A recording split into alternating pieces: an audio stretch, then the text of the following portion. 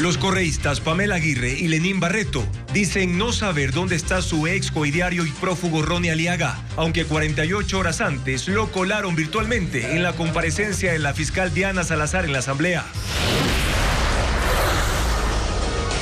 La central Toachi Pilatón no entrará en funcionamiento hasta enero. Es uno de los pasos de la accidentada hoja de ruta del gobierno para superar definitivamente los apagones.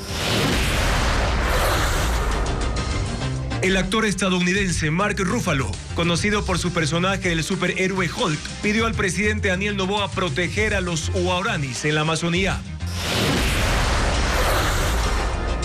7 años después, no se termina de construir una escuela del milenio en Chillanes, provincia de Bolívar, que ahora luce semidestruida, con cables colgados y desechos. Una fiesta de cumpleaños terminó con 6 muertos y 6 heridos tras el ataque de sicarios en Durán, provincia del Guayas. Galápagos se quedó sin aeronave para evacuar pacientes porque el avión militar entró en mantenimiento y en un caso los familiares de uno de ellos tuvieron que alquilar una avioneta privada para movilizarlo. 21 civiles quedaron heridos en las ciudades ucranianas de Kharkov y Jersón en el último ataque ruso con misiles y bombas a zonas residenciales. El megapuerto que China construye en Chancay, Perú, desata polémicas sociales y ambientales, una de ellas por la destrucción total de un cerro.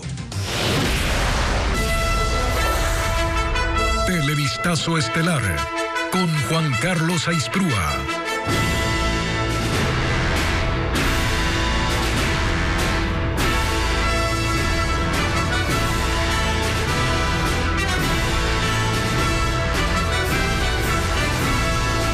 Miércoles 15 de mayo, ¿qué tal amigos? Bienvenidos a una nueva jornada informativa aquí en Televistazo Estelar. Los correístas aseguran no saber dónde está su ex asambleísta prófugo, Ronnie Aliaga.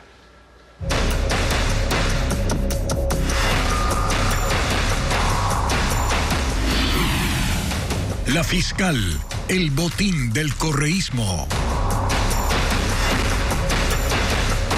Los asambleístas del correísmo Pamela Aguirre y Lenín Barreto respondieron a la Fiscalía la solicitud de información sobre Ronnie Aliaga, procesado en el caso Metástasis. Los ex coidiarios del prófugo aseguran que no saben dónde está. Paul Romero con el informe.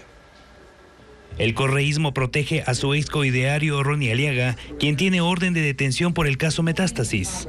Los asambleístas Pamela Aguirre y Lenín Barreto, integrantes de la Comisión de Fiscalización de la Asamblea, le contactaron de forma virtual el pasado lunes durante la comparecencia de la fiscal Diana Salazar. Ahora dicen que no saben nada del ex legislador. Ese día la fiscal les dio 48 horas de plazo, que venció la tarde de este miércoles, para que le entreguen datos sobre Ronnie Aliaga. Aguirre le respondió el mismo día mediante un documento oficial con fecha 13 de mayo. En 8 palabras, dijo desconocer su paradero. La presidenta de la Comisión de Fiscalización justificó la presencia virtual del prófugo de la justicia por un pedido de Aliaga a las 9 de la mañana con 10 minutos, presentado en un correo electrónico a los 9 legisladores de la comisión. El asambleísta Barreto, quien mocionó en la sesión que se le escuche a Aliaga, respondió a la fiscal en los mismos términos. Como aporte, dijo que puede entregar los correos electrónicos de Aliaga, en donde existe un documento adjunto, como evidencia de que se enteró de la comparecencia de la fiscal por redes sociales. En la fiscalía están revisando las respuestas. Salazar anticipó que la actuación de los 2 asambleístas del correísmo puede configurar delitos como fraude procesal y obstrucción de la justicia. El correísmo utiliza las acusaciones del prófugo Ronnie Aliaga para pedir un nuevo juicio político contra la fiscal Diana Salazar. Sobre esta causal no informó la bancada de la Revolución Ciudadana. De hecho, la alerta la dio la fiscalía en un comunicado, como le informa Fabiola Santana. El prófugo del caso Metástasis, Ronnie Aliaga, vuelve a ser un arma de ataque del correísmo contra la fiscal general. Sus acusaciones en redes sociales sirvieron a la bancada de la Revolución Ciudadana para presentar otro pedido de juicio político este martes, pero el asambleísta proponente Héctor Valladares omitió ante la prensa este motivo. Habló de otros 2, supuestos encubrimientos de casos de lavado de activos y supuesta inacción en la investigación contra Carlos Pareja Cordero. La Fiscalía alertó este miércoles que en la solicitud se incluye una tercera causal que no fue expuesta en la rueda de prensa: incumplimiento de funciones por su participación en reuniones y relación circunstancial y dolosa con procesados. Y citan las publicaciones de Aliaga según las cuales él mantuvo contactos secretos con Salazar. Para el Ministerio Público es otro intento desesperado por boicotear el caso Metástasis y conseguir impunidad en este proceso que ha investigado los nexos del crimen organizado y movimientos políticos. Aliaga es señalado como operador del narcotraficante Leandro Norero en la Asamblea. Según la Fiscalía, esta causal deja claro que defienden a su ex coideario prófugo de la justicia. El Ministerio Público concluyó que este es otro intento de contaminar el caso Metástasis por parte de la Revolución Ciudadana y de sus legisladores. En su testimonio anticipado en el caso Purga, Daniel Salcedo dijo que Mayra Salazar y Fabiola Gallardo eran las flechas para manejar jueces y conseguir sentencias y cambios en la fecha de audiencias en Guayas por hasta un valor de $150,000. Él está dispuesto a colaborar con la Fiscalía. Más detalles con Luisa María Heredia. Daniel Salcedo quiere contarle a la Fiscalía todo lo que sabe sobre la trama de corrupción del caso Purga, investigación que se deriva del caso Metástasis, en el que es uno de los 52 procesados. A cambio, pide ingresar al sistema de protección de víctimas y testigos. En su versión libre y voluntaria aceptó haber recurrido a la estructura criminal que operaba en la Corte Provincial de Justicia del Guayas y que, según el Ministerio Público, dirigía el ex legislador socialcristiano Pablo Muentes, por medio de Mayra Salazar, también procesada en el caso Metástasis, a quien conoce desde hace años. Confesó que lo hizo para obtener fallos favorables en las causas penales abiertas en su contra desde la pandemia y reveló los montos que le cobraron. Mayra me dijo que podrían ayudarme a que las suspensiones de audiencia se den. El dinero solicitado era de $2,000 a $5,000, entregados por operadores míos, nombres que entregaré cuando esté ingresado al programa. El billete era para el juez ponente que firma y al coordinador que agenda. Cuando se trataba de tramitar recursos o de dictar sentencias, las tarifas que describió Salcedo eran mucho más altas. Él contó que a 3 jueces actualmente procesados en el caso, Johan Marfetán, Reinaldo Ceballos y Alberto Lino, les pagó mucho más. A Marfetán, por ejemplo, dijo que le envió $20,000 por un habeas corpus. Lo identificó como el operador de Fabiola Gallardo, la expresidenta de la Corte. A Ceballos, quien estuvo a cargo de uno de sus juicios por corrupción hospitalaria, reveló que le pagó $70,000 por su traslado a otra cárcel, en tanto que con Lino, ponente en un caso por peculado, detalló haberse reunido en 3 ocasiones. Me solicitaba el valor de $100,000 para la inocencia. Le comenté que el caso era sencillo, pero me dijo que si no pagaba esos valores, me sentenciaba como agravantes. Entonces le dije que me dé unos días para poder llegar a la cifra solicitada. Salcedo relató también haber tenido encuentros con Fabiola Gallardo. A lo largo del tiempo nos dimos cuenta que Mayra y Fabiola eran las flechas para poder manejar a los jueces y poder conseguir sentencias y diferimientos. Mayra me presentó a Fabiola Gallardo y me comentó que podría ayudarme revisando mi caso y viendo que estaba sin fundamentos a una inocencia, por lo cual me preguntó cuánto estaría dispuesto a pagar por la ayuda. Yo le contesté el valor de $150,000, esto es, $50,000 para cada juez y $50,000 para Fabiola. Ese dinero no se entregó porque los jueces los estaban rotando y cada que rotaban, ella tenía que hacer un acercamiento con los jueces que se asignaban a mis causas. Así, Daniel Salcedo confirmó todo lo descrito en los chats que forman parte del expediente del caso Purga. En el paquete de reformas que envió el presidente Daniel Noboa a la Asamblea para la aplicación de la consulta popular constan cambios a la ley de extinción de dominio. Se busca simplificar procesos y disminuir plazos para que el Estado sea dueño de bienes de origen ilícito. Adriana Bermeo describe la reforma. Los ecuatorianos votaron en la consulta para que los bienes mal habidos pasen directamente al Estado. Para que este mandato se cumpla, el presidente Daniel Noboa envió a la Asamblea en un paquete de reformas cambios a la ley de extinción de dominio. Tiene 8 artículos que disponen que se reduzcan plazos y se simplifiquen procedimientos. Ya no se necesitará de una sentencia penal condenatoria para iniciar la investigación y permitir que los jueces pasen los bienes obtenidos ilegalmente al Estado.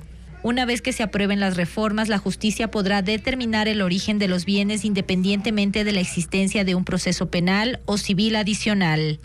En la propuesta también se reducen y determinan plazos para el proceso de extinción de dominio, para la verificación de bienes máximo 30 días y para la investigación patrimonial 3 meses.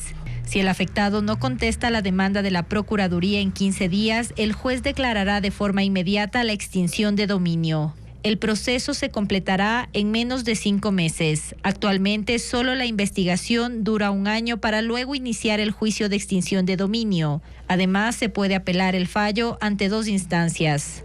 Estas reformas ya fueron tratadas por la Asamblea Nacional en febrero de este año. Sin embargo, no se incluyeron en los cambios aprobados con 129 votos. Ahora el legislativo está obligado a darles trámite en un plazo máximo de 60 días, porque de por medio hay un mandato popular.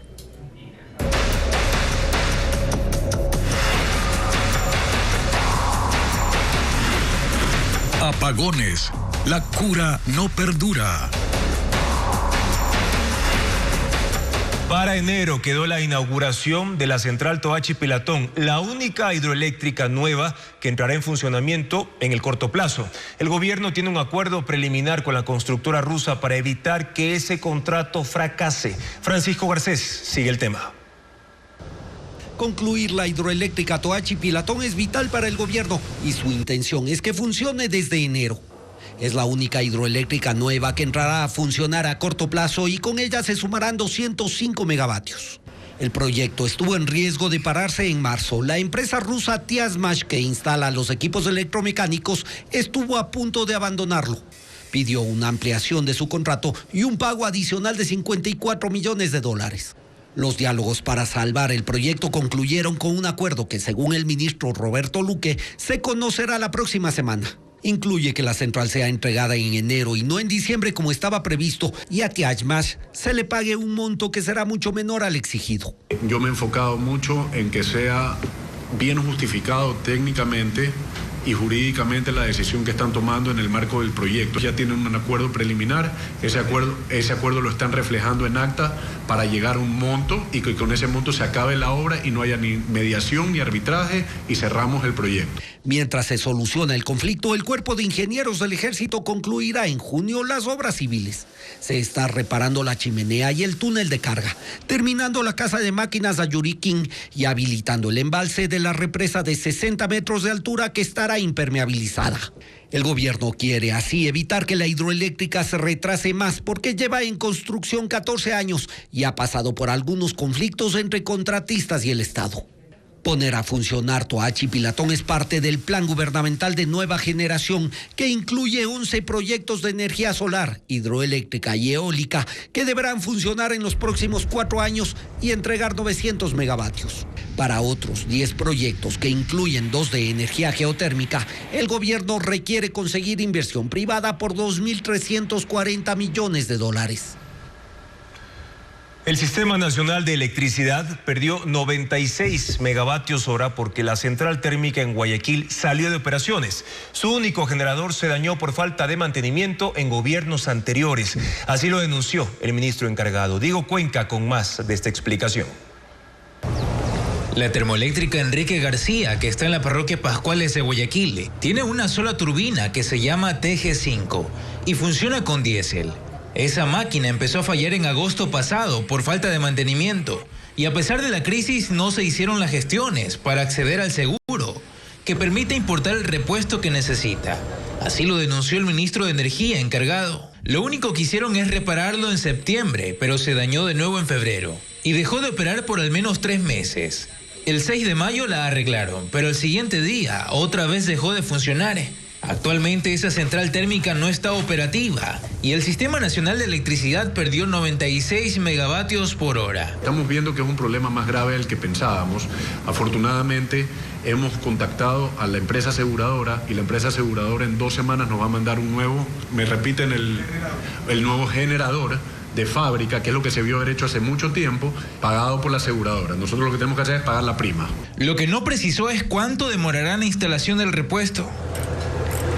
Ataques de Rusia contra zonas residenciales de las ciudades de Kharkov y Gerson dejan decenas de heridos. Ocurre cuando el secretario de Estado de Estados Unidos, Antony Blinken, visita Kiev, donde ha ofrecido más financiamiento militar para Ucrania. Pedro Jiménez informa. La actividad militar en el este de Ucrania, en la frontera con Rusia, se ha intensificado en las últimas horas, tanto con ataques de Kiev a la ciudad de Belgorod, como el más reciente lanzado por fuerzas del Kremlin contra Kharkov.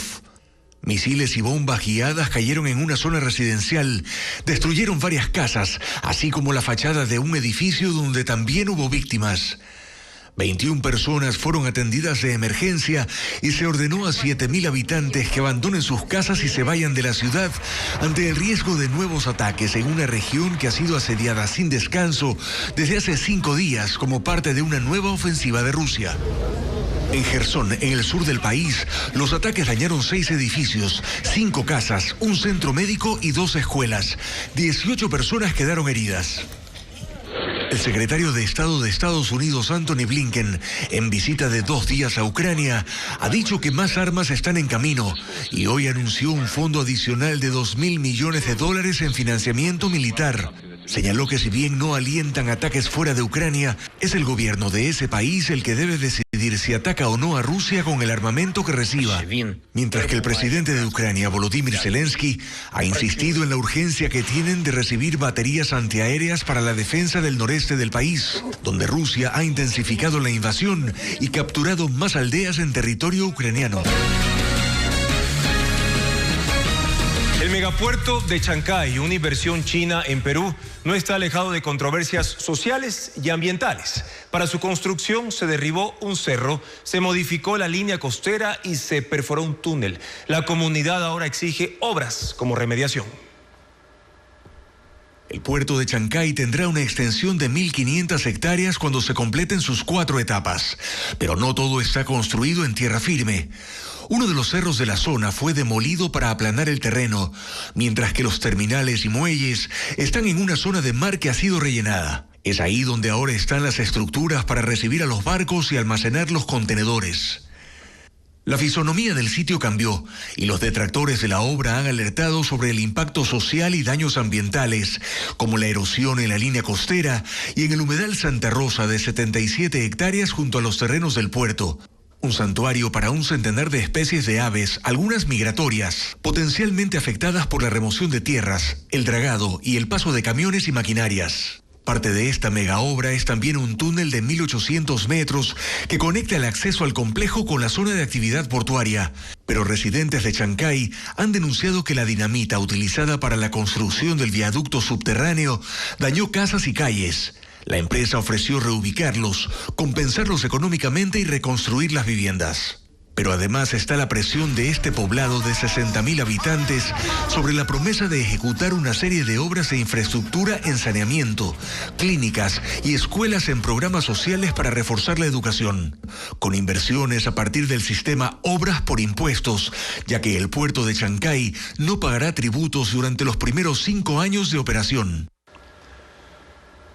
Mañana el presidente Daniel Noboa se reunirá con su homólogo francés, Emmanuel Macron. Será una de las últimas actividades de su gira por Europa que terminará este viernes, de hecho 4 días antes de lo previsto. Adriana Bermeo con el informe.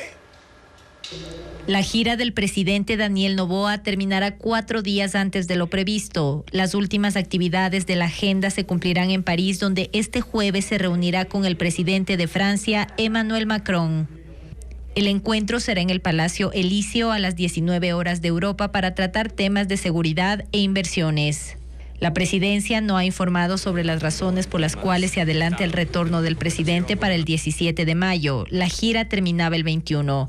España quedó fuera de una agenda que preveía encuentros en Madrid, Barcelona y Murcia, que fueron cancelados este martes.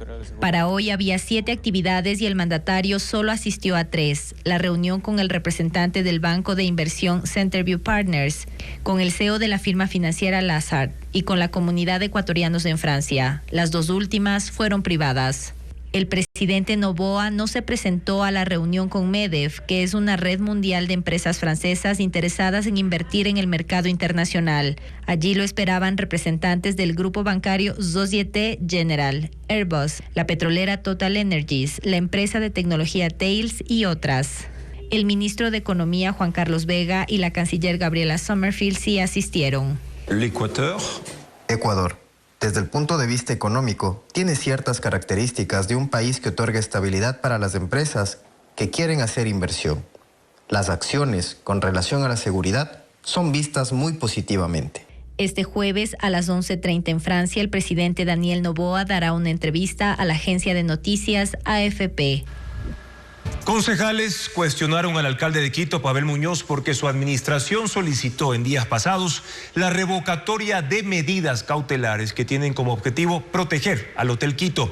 La Comisión Nacional Anticorrupción habla de un conflicto de intereses. Carla Delgado explica esta polémica. Las polémicas en torno a la situación del Hotel Quito no terminan. Este miércoles el alcalde Pavel Muñoz fue cuestionado durante la sesión del Consejo Metropolitano, porque la Procuraduría del municipio en días pasados solicitó la revocatoria de las medidas cautelares para proteger integralmente al hotel. Solicitud que no fue aceptada por el Tribunal de Garantías Penales, que el 9 de mayo ratificó su decisión. La concejala Ana María Ledesma pidió incluir el tema en el orden del día y fue aceptado según ella luego de días de insistencia. Hoy, ella increpó a Muñoz sobre la posición que ha asumido su administración en el caso del Hotel Quito. Entonces, ¿cómo es posible que la propia municipalidad busque anular estas protecciones? ¿En qué circunstancia esto podría ser justificable? No encuentro explicación lógica, para lo cual necesitamos respuestas y las necesitamos ahora. No fue la única que pidió aclaraciones al alcalde. El concejal Michael Aulestia instó a que se respete la decisión del tribunal de no tocar el hotel por ser un bien patrimonial. Me parece también, señor alcalde, que el cumplimiento o no de una medida cautelar o de una resolución en materia constitucional jamás puede ser sometido a la votación de un órgano o de un ente. El alcalde, por su parte, se defendió. Esta administración está de acuerdo con elementos de protección patrimonial sobre ambos predios, sí está de acuerdo. Esta administración ha realizado, respecto a lo que se le ha solicitado, ¿ha realizado alguna acción? Sí. E hizo un informe desfavorable respecto a la pretensión de los dueños del predio de construir en el Hotel Quito.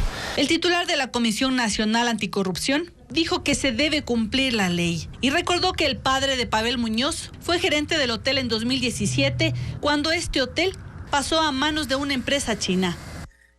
Es evidente que estamos frente a un conflicto de intereses, porque Quito Lindo estuvo gerenciada por un familiar cercanísimo al alcalde que estuvo en la preventa, en la venta y que evidentemente del Hotel Quito y que evidentemente aquello debería imposibilitar que el alcalde siga dando vueltas. Según él, no solo se deben respetar las medidas cautelares, debería volver a manos de la seguridad social. Solucionar la crisis eléctrica exige al gobierno tomar decisiones simultáneas. La compra de sistemas de generación, la reparación de generadores e iniciar proyectos de energía a mediano y largo plazo. Francisco Garcés informa cómo avanzan estos planes. En casi 6 meses, el gobierno ha planteado 4 opciones para superar la crisis energética. Salidas que son complementarias para lograr la producción suficiente para cubrir el consumo eléctrico del país. El ministro de Energía, Roberto Luque, reiteró ayer que esas opciones están en marcha. Por esta vía se buscan entre 300 y 400 megavatios con barcos generadores y motores colocados en tierra. Incluye alquilar un barco generador de 120 megavatios al que se pagará 20 centavos por kilovatio. La posibilidad de comprar otro de 106 megavatios y generadores en tierra por al menos 150 megavatios más. En julio deberá estar funcionando uno de los barcos y en agosto parte de los equipos generadores en tierra. El gobierno quiere asegurarse de no comprar los equipos a intermediarios. Estamos tratando de ir directamente al proveedor sin intermediarios y en ese sentido un viaje con técnicos para revisar los equipos, para ver las especificaciones y para revisar todo se hizo necesario. Los primeros contratos se confirmarían la próxima semana. En lo que va del año ya se han recuperado 60 megavatios y con ello ya hay disponibles 900 de este tipo de generación, solo el 58% de la capacidad instalada. El plan del gobierno es subir al 94% de disponibilidad en diciembre, es decir, tener para ese mes 1.400 megavatios de termoeléctricas disponibles, recuperando plantas en Los Ríos, El Oro, Guayas, Santa Elena y Manabí. Con Colombia está en funcionamiento y ese país entrega habitualmente energía a un promedio de 24 centavos el kilovatio. Llegó a cubrir el 11% de la electricidad del país. Ahora el gobierno mira al Perú. Con una inversión de casi $300 millones se instalará una línea de transmisión con ese país, aunque estará en funcionamiento desde el 2027. 500 megavatios en energía renovable están adjudicados y los proyectos empezarán a construirse con inversión privada durante este año. A la par se empezó a buscar inversores privados interesados en los proyectos hidroeléctricos Santiago y Cardenillo, en los que se deberá invertir más de $4.000 millones. El objetivo es contar a largo plazo con al menos 3.000 megavatios adicionales. 25.000 alumnos perdieron el año durante el último periodo escolar en el régimen Costa Galápagos.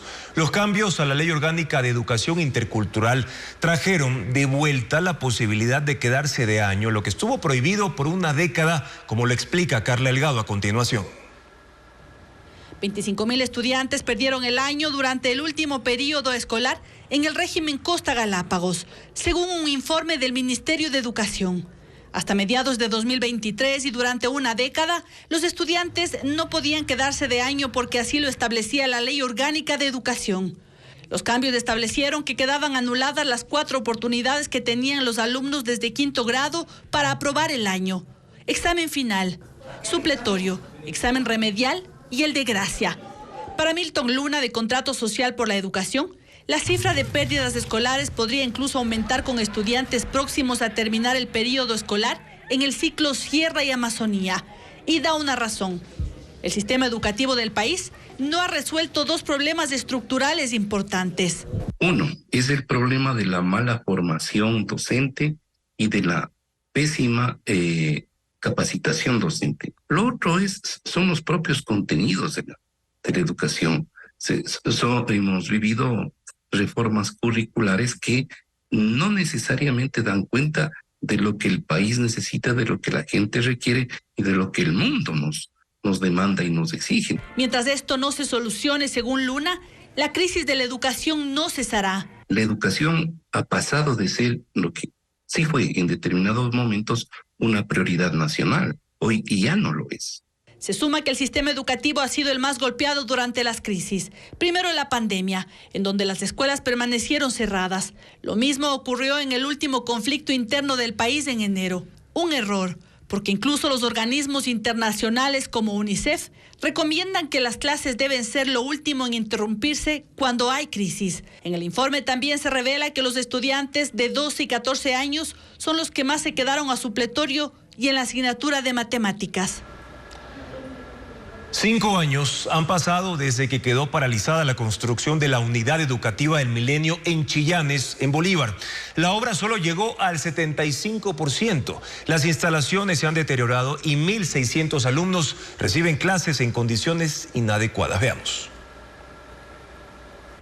Aulas llenas de desechos con cables colgados, baños destruidos y patios invadidos por montañas de maleza constituyen un escenario de deterioro en la unidad educativa del Milenio de Chillanes, provincia de Bolívar, una obra que arrancó en 2017, pero que 2 años después quedó abandonada. En esta área de 2,5 hectáreas fue tumbado un antiguo centro educativo público. La idea era generar un espacio moderno de 6 pabellones con laboratorios, centros de cómputo y hasta un coliseo para recibir a los 1.600 estudiantes de la localidad. Se puso en pausa cuando iba al 75%. Faltaban solo obras complementarias como la instalación de puertas, ventanas, mampostería, equipamiento de aulas y laboratorios. Acá se empezaron a robar incluso las cosas que hay acá y se convirtió esta en un centro que daba miedo pasar por aquí. Pese a no tener relación con el campo ni con el territorio, el contrato fue adjudicado a la empresa pública municipal de agua potable de Pedernales en Manabí por $3.268.604 masiva. Se hizo un anticipo del 50% y el plazo de entrega era de 240 días. Tras extenderse el periodo, en 2019 se abandonó la obra aduciendo impagos. Según el Ministerio de Obras Públicas, en julio del 2023 se terminó unilateralmente el contrato tras un informe de la Contraloría que determinó que la empresa contratista no estaba autorizada para este tipo de construcciones. Mientras tanto, los estudiantes reciben clases a una cuadra de la obra abandonada en una antigua institución y una extensión de la Universidad de Bolívar que está a 1 kilómetro. Tuvieron que ser repartidos en jornadas matutinas, vespertinas y nocturnas. No están ni en óptimas condiciones, aquí no hay baños, no tenemos laboratorios. Según la Dirección Provincial de Obras Públicas, una comitiva ha realizado la inspección de la obra y entregará un informe en julio próximo para determinar qué trabajos complementarios se requieren para habilitarla. Se estiman aproximadamente 2,5 millones adicionales para esto. El primer ministro de Eslovaquia, Robert Fico, se halla en estado crítico tras sufrir un atentado a la salida de un encuentro político. Recibió disparos en el abdomen y las extremidades. Hay un detenido. Robert Fico, primer ministro de Eslovaquia, participaba en un encuentro político con seguidores de su partido, un movimiento ultranacionalista, en la Casa de la Cultura del municipio de Handlova de 17.000 habitantes. A la salida saludó con más personas cuando se escucharon los disparos. Cayó al suelo y personal de seguridad lo llevó al vehículo oficial. Fico fue trasladado a una clínica, pero por la gravedad de las heridas lo transfirieron a un hospital en Banská Bystrica, a 65 kilómetros de ahí. Había recibido disparos en el abdomen, piernas y brazos. Fico ha estado al frente del gobierno por más de una década, en varios periodos desde 2006, con un discurso prorruso, nacionalista, contra la inmigración, crítico con la Unión Europea y con la OTAN, y que se mantiene lejos de la coalición por Ucrania, en una guerra que ha dicho nada tiene que ver con ellos. Ahora Fico está bajo tratamientos de emergencia. Los médicos han dicho que su estado es crítico y que las próximas horas son cruciales, mientras que en el sitio del ataque, la policía detuvo al hombre autor del atentado. Tiene 71 años y está sometido a interrogatorios. El expresidente de Estados Unidos, Donald Trump, aceptó hoy llevar a cabo 2 debates con el mandatario Joe Biden. Biden dijo que su antecesor busca evitar el cruce de ideas en público, mientras que Trump aceptó el encuentro alegando que su rival demócrata es el peor político en la historia de ese país. El primero será el 27 de junio, moderado por CNN, y el segundo el 10 de septiembre por el canal ABC. Ambos ya tuvieron un cara a cara antes de las elecciones de 2020. El presidente ruso Vladimir Putin visita China por segunda vez en 6 meses y busca más apoyo para su economía debilitada por la guerra en Ucrania y las sanciones financieras y comerciales de Occidente. Ambos países han establecido una alianza ilimitada basada en principios de igualdad y confianza, y el comercio entre Rusia y China se ha duplicado en 5 años. Además, el encuentro de este jueves y viernes entre Putin y Xi Jinping se presenta como una demostración de unidad que desafía a Europa y a Estados Unidos, mientras que Washington presiona cada vez más a Beijing por su supuesto apoyo a la industria de defensa rusa. Una espesa nube de humo cubrió parte del cielo y la localidad canadiense de Fort McMurray por los incendios forestales en la provincia de Alberta, en el centro oeste del país. La nube tomó un tono naranja al recibir la luz solar y permitió ver este panorama durante horas. 2 poderosos incendios han consumido más de 3,000 hectáreas de bosque en ese país. Y en Argentina, un niño de 1 año de edad se escapó de su casa en la madrugada gateando. El pequeño estaba junto a su perro cuando fue rescatado por la policía. Los policías que patrullaban el barrio de Villa La Lonja en la ciudad argentina de Córdoba no daban crédito a lo que veían. Un pequeño gateando por la calle a las 3:50 de la madrugada de este martes, a unos 70 metros de su casa, solamente acompañado por un perro que no se separó de él. Los agentes lo rescataron de inmediato, lo envolvieron en una manta para protegerlo del frío y con ayuda de los vecinos localizaron a la madre, una joven de 24 años residente del mismo barrio, que no se había enterado de lo ocurrido. La mujer explicó que su hijo salió gracias al perro. El pequeño dormía con su madre, pero se despertó cuando la mascota aprovechó que la puerta estaba sin llave y salió a la calle. El menor lo vio y decidió gatear tras él. El niño goza de buena salud, por lo que asumen que no estuvo mucho tiempo en la intemperie. Este incidente ha sido remitido al Servicio de Niñez, Adolescencia y Familia para determinar si hubo responsabilidad de la madre. Danza contemporánea, ballet y comedias teatrales son parte de las actividades culturales más destacadas en Guayaquil, Quito y Cuenca. Vanessa Robles las resume a continuación.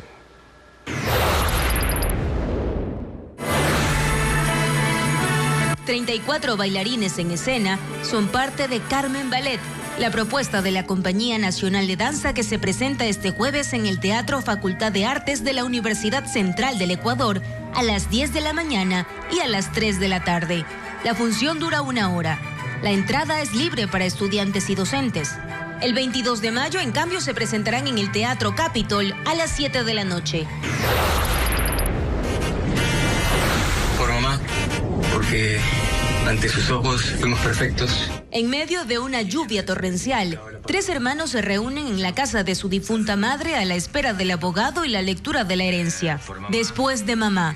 Es una comedia dramática de 1 hora 20 minutos que se estrena este jueves en el Estudio Pulsen, en el centro de Guayaquil. Aborda la relación entre hermanos, las ambiciones personales y el duelo. También habrá funciones el viernes y sábado a las 8 de la noche.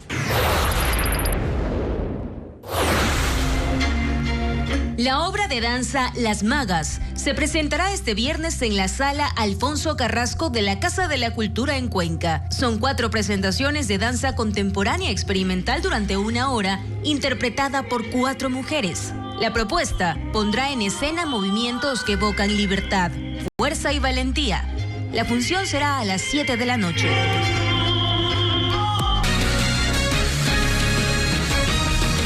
Un bus que movilizaba a pacientes renales se accidentó en la vía Quevedo-Santo Domingo. El vehículo cayó a un costado de la carretera dejando 3 muertos y 29 heridos, como lo reporta Luis Alfredo Zúñiga.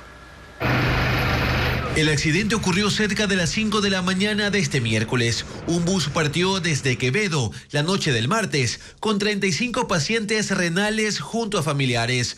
La mayoría de la tercera edad se dirigían a una clínica de diálisis en Santo Domingo de los Áchilas. Sin embargo, no llegaron a su destino. El vehículo perdió pista y cayó 8 metros en una zanja junto a una laguna del sector El Cóngoma, ubicado en el kilómetro 14 de la vía Quevedo-Santo Domingo. Personal de policía, bomberos y Ministerio de Salud llegaron a socorrer a las víctimas. Hubo varias personas atrapadas. Los heridos fueron llevados a diferentes casas de salud. 2 personas murieron en el lugar del accidente, mientras otra falleció en un hospital de Santo Domingo. En total, según el cuerpo de bomberos de esa ciudad, el siniestro dejó 3 fallecidos y 29 heridos. Hasta el cierre de este reportaje no se había definido la causa del accidente.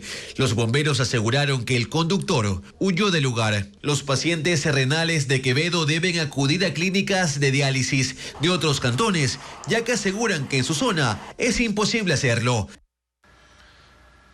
Autoridades de Galápagos cuestionan una aeronave para trasladar y la están gestionando justamente por pacientes graves que requieren hospitalización tras el anuncio de que este avión que cumplía esas funciones estará en mantenimiento por 30 días. Incluso familiares de uno de ellos analizan alquilar una avioneta privada ante la falta del servicio. Desde el pasado 13 de mayo, Galápagos ya no cuenta con la aeronave del Escuadrón Naval Insular, que realizaba traslados sanitarios, debido a un mantenimiento que durará 30 días. Según este documento, se lo hace por la finalización de horas disponibles y la falta de presupuesto para su operación. Desde esa fecha, autoridades del Ministerio de Salud y del Consejo de Gobierno de Galápagos solicitaron de forma urgente su reemplazo al Ministerio de Defensa porque hay 2 pacientes graves en el Hospital Oscar Handel, en la isla San Cristóbal. Ante esta emergencia y debido a la falta de un avión público para estas funciones, autoridades confirmaron que familiares de uno de los enfermos críticos analizan la contratación de una nave privada, cuyo costo puede ascender hasta $18,000. aunque en un comunicado el Consejo de Gobierno de Galápagos confirmó que el Ministerio de Defensa ha asignado a una aeronave para el traslado sanitario aéreo de los pacientes. Hasta el cierre de este reportaje se desconoce desde cuándo estará disponible. Usuarios del Registro Civil y del BIES denuncian problemas en los servicios para tramitar cédula de identidad y solicitar préstamos quirografarios. Diego Cuenca explica qué ocurre en el siguiente informe.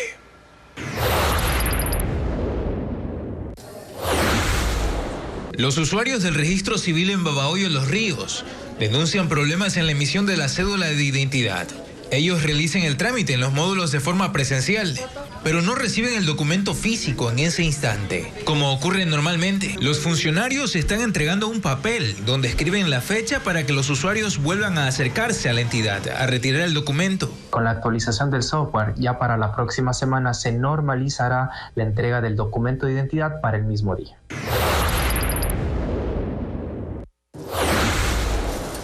Afiliados del Seguro Social reportan fallas en el sistema para solicitar un préstamo quirografario. Los inconvenientes son distintos. Algunos no pueden actualizar sus datos para avanzar en el proceso. Otros reclaman porque el sistema se cae constantemente y no concluyen la operación. El Banco del Instituto Ecuatoriano de Seguridad Social, BIES, en un comunicado indicó que los problemas serán atendidos en las 32 oficinas de atención al cliente a escala nacional. Además, sostuvo que las solicitudes siguen procesándose y cada día entregan más préstamos a sus afiliados.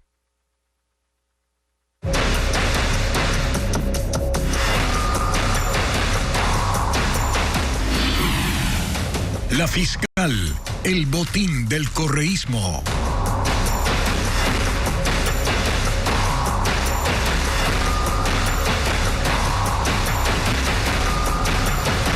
La fiscal Diana Salazar denunció que el correísmo le tendió una emboscada ante la Comisión Legislativa de Fiscalización al intentar un careo con el prófugo Ronnie Aliaga.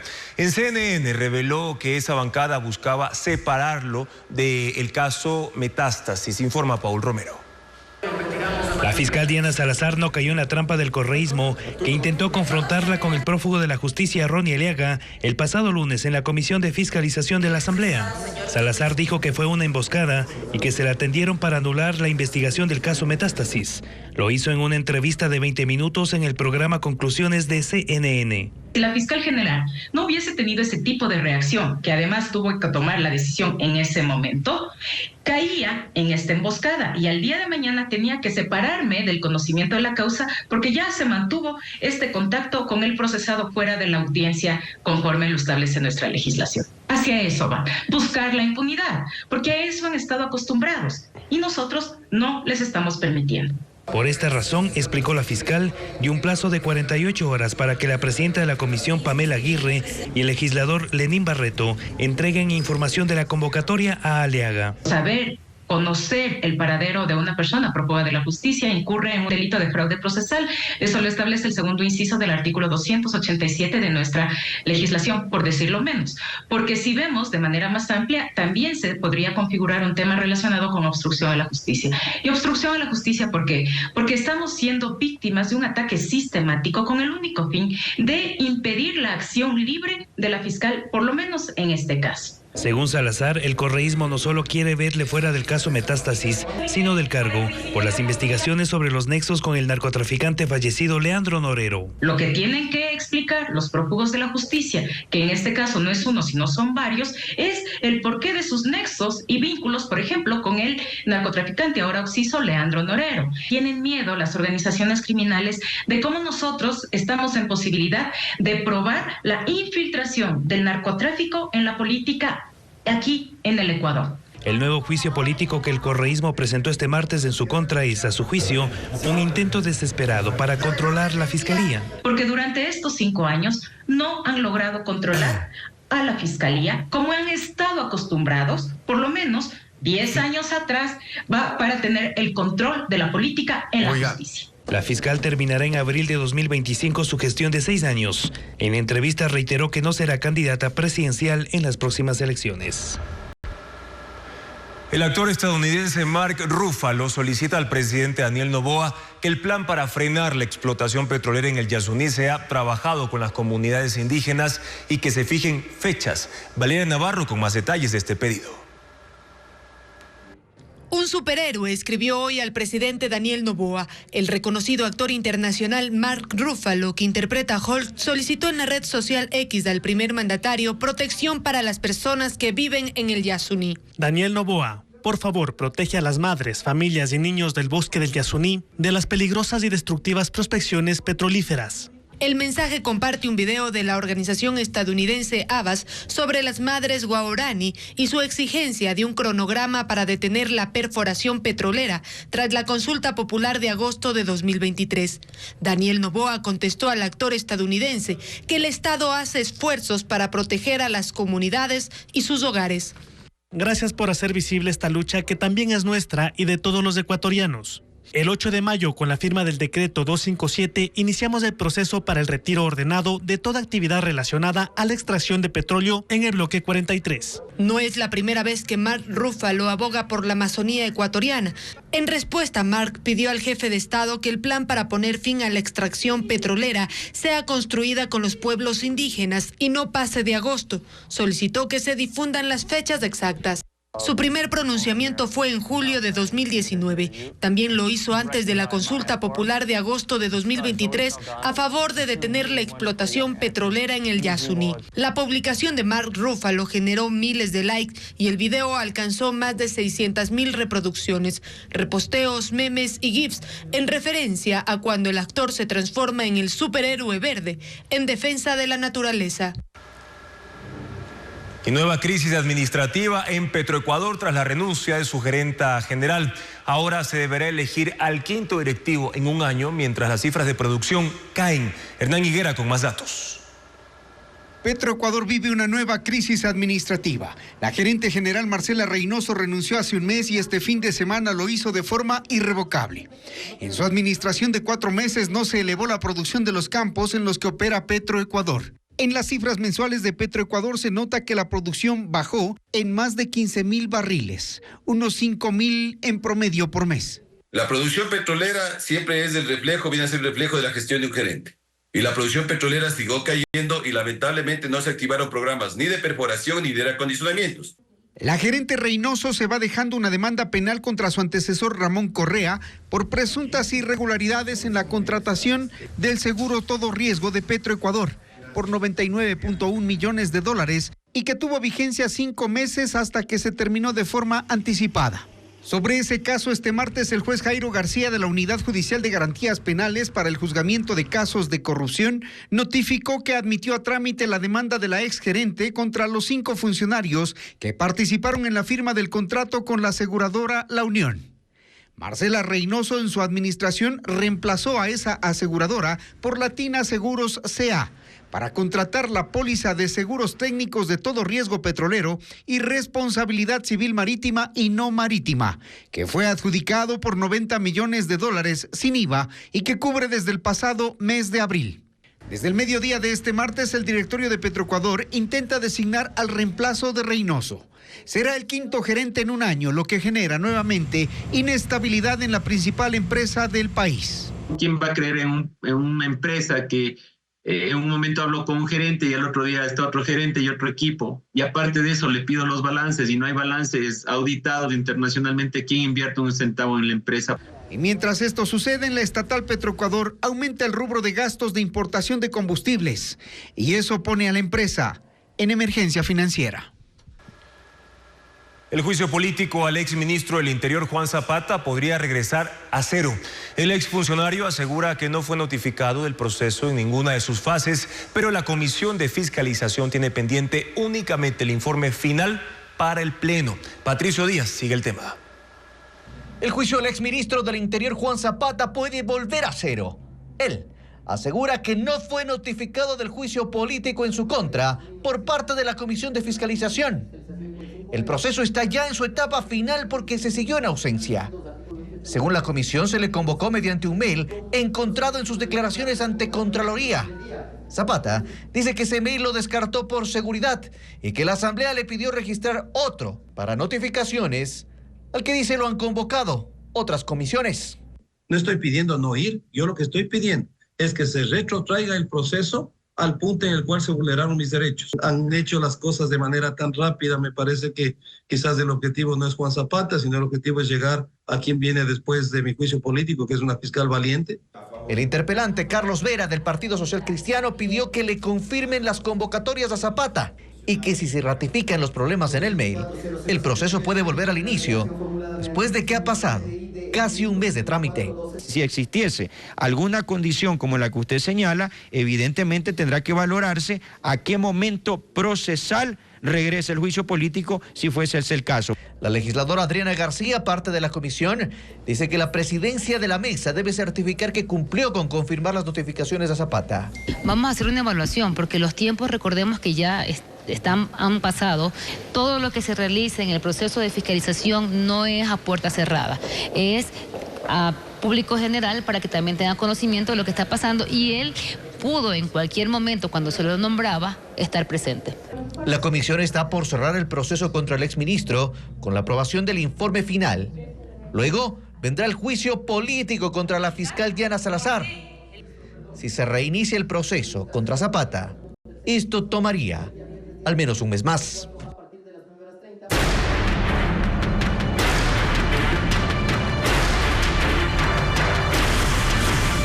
Violencia, la estela imparable. 8 personas fueron asesinadas en 2 hechos distintos la noche del martes en Durán. Uno de los ataques ocurrió durante una fiesta en una casa. Merlin Ochoa con estas historias. Antes de las 12 de la noche del martes, 4 hombres llegaron en un carro negro a la Ciudadela Abel Gilbert Pontón 2 en Durán, Guayas. 3 se bajaron encapuchados e ingresaron a esta casa donde había una fiesta de cumpleaños. La puerta estaba abierta y dispararon contra 12 personas. 6 murieron acribilladas, incluyendo el homenajeado que ese día cumplía 22 años.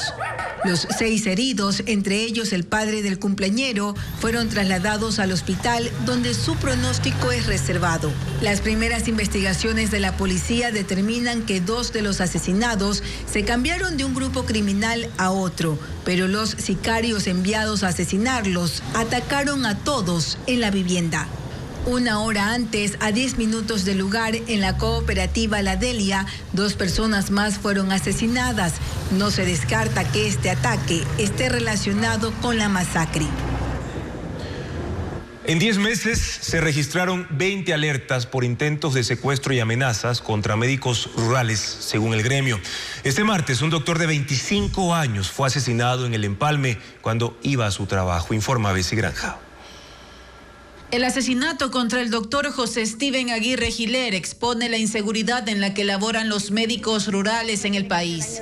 El joven de 25 años, quien en septiembre pasado arrancó sus 12 meses de medicina rural, fue atacado por delincuentes quienes le cerraron el paso y le dispararon para secuestrarlo.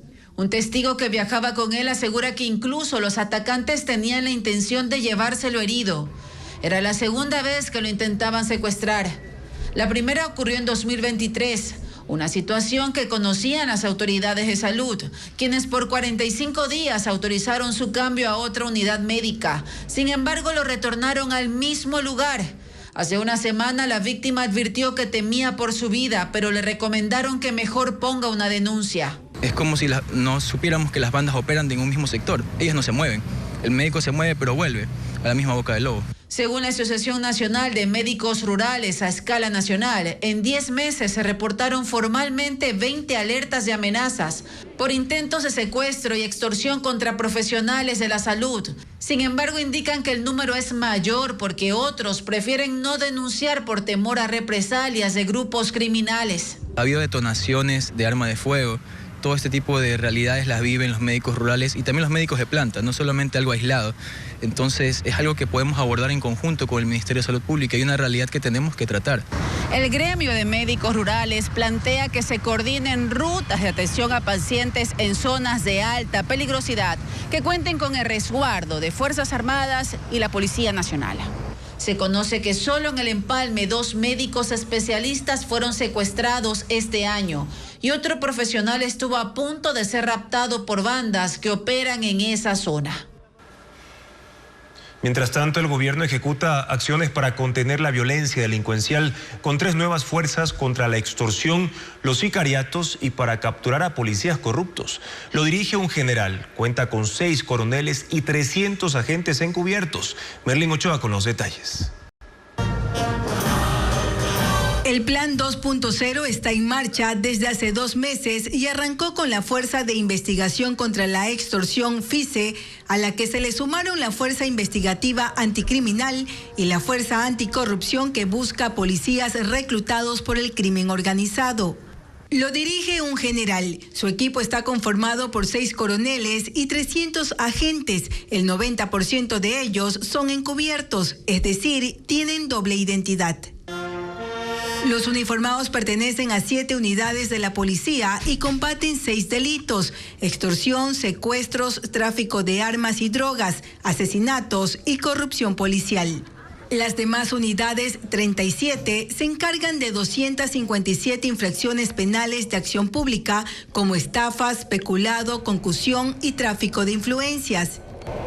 FICE fue creada a mediados de marzo. De los 352 detenidos, 31 salieron en libertad con medidas alternativas. Ha decomisado 63 armas de fuego, 2.237 municiones. Los detenidos pertenecen a 7 organizaciones criminales. En Guayaquil, Durán y San Borondón hay más extorsiones, 970 casos.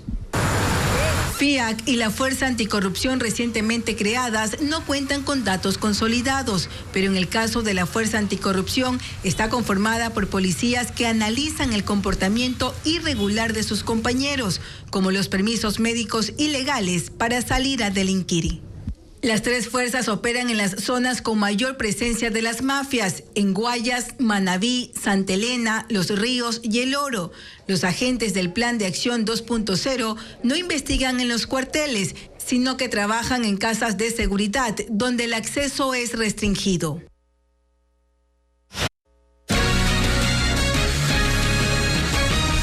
Los ecuatorianos pueden acceder ahora de forma gratuita a la biblioteca más grande de aves del mundo. Cuenta con 63 millones de datos y Valeria Navarro nos cuenta qué información podremos encontrar. Ahora, la biblioteca virtual de aves más grande del mundo está disponible gratuitamente para los ecuatorianos. Se puede acceder tras un convenio entre la Universidad San Francisco de Quito y Cornell University de Estados Unidos.